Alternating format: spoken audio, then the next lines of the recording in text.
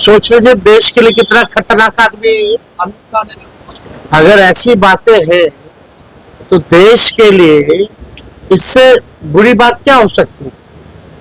और आपको बता दें, मुद्दे की बात करनी चाहिए प्रधानमंत्री जी को। अडानी अंबानी के मामले पर तेजस्वी यादव ने कहा है कि जांच की जिम्मेदारी किसकी है। प्रधानमंत्री हैं, इंफॉर्मेशनल है, पब्लिकली वो बोल रहे हैं, इतना ही उनको दिक्कत है तो जांच कर लें। कौन जांच करेगा, बोलना क्या है। प्रधानमंत्री को बोलिए रोजगार के बारे में, नौकरी के बारे में, आप मुद्दों की बात नहीं कर रहे हैं। कौन क्या है, सिर्फ 10 साल अपने काम नहीं किया है, आपको 100 में से 0 आया है।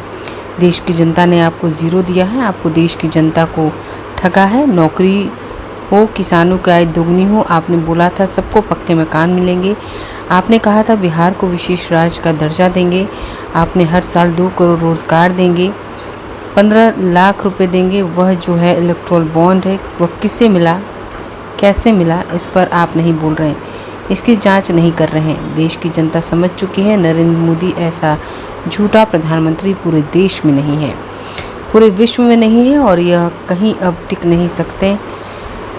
चुनाव में तो सिर्फ ऐसे ही घूम रहे, कार्रवाई उन्हीं को करनी है।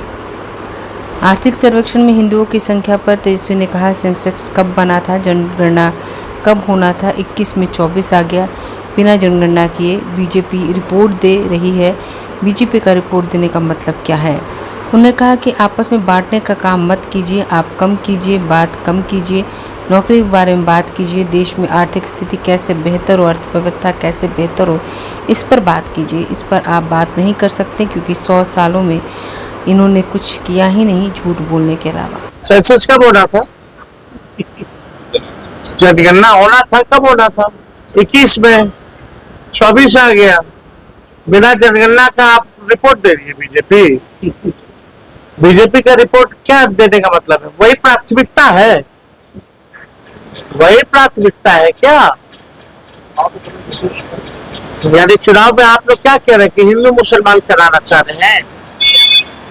अब सोच लीजिए देश के लिए कितना खतरनाक आदमी है। अगर ऐसी बातें हैं तो देश के लिए इससे बुरी बात क्या हो सकती है। और आपको बता दें, मुद्दे की बात करनी चाहिए प्रधानमंत्री जी को। हिंदू मुस्लिम मंदिर मस्जिद जैसे बातों से प्रधानमंत्री जी, आप देश के प्रधानमंत्री, सबके प्रधानमंत्री, चाहे हिंदू हो, मुस्लिम हो, सिख हो या ईसाई हो, या आदिवासी हो या एसटी हो, जो भी इस देश का नागरिक है, आप सबके प्रधानमंत्री है।